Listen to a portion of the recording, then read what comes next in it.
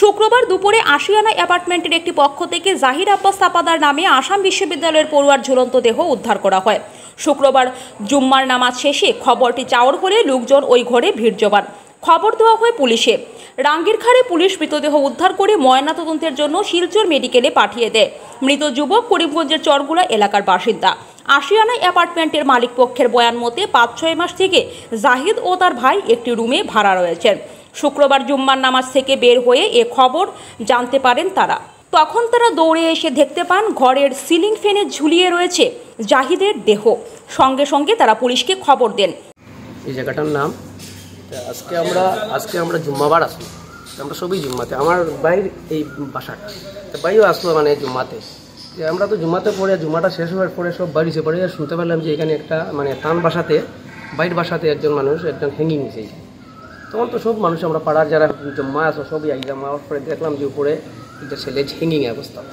তখন তানে যে তাইনও দূরিয়াই লওয়ার পরে তাই তো মালিক, তার নাম হলো পারভেজ হোসেন বড়বুইয়া।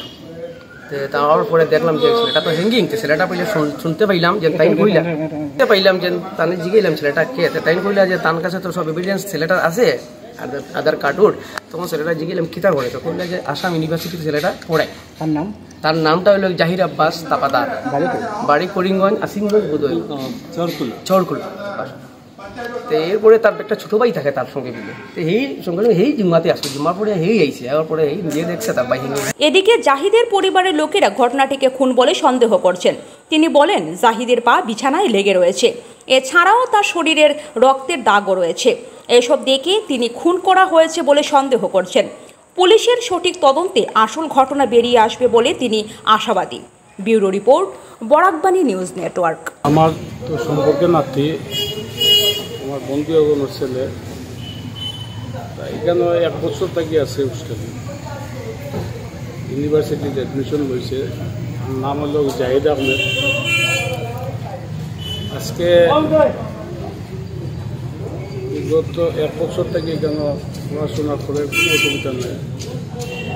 তার লগর ছেলেরাও তাকে খুব ভালো পায়, খুব ভদ্র ঠান্ডা ছেলে। আজকে হঠাৎ করিয়া শোনা যায় যে ফ্যামিলি লাগিয়ে সুইসাইড করছে। তৎক্ষণাৎ তার বাবা